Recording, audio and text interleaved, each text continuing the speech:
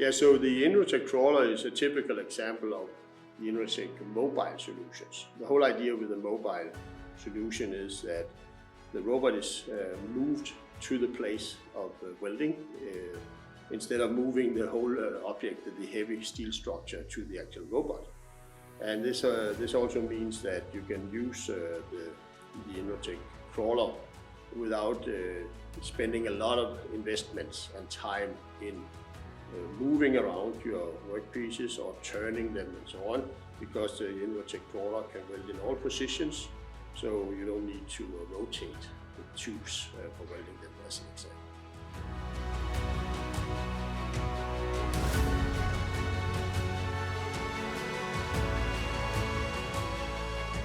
Yeah, so it's important to understand that additional to the saving of the handling a lot of the steel components, you also save a lot of time from the engineering office and production preparation by using the Inrotech-Crawler, because you literally don't need to do any programming or production planning in order to use this robot.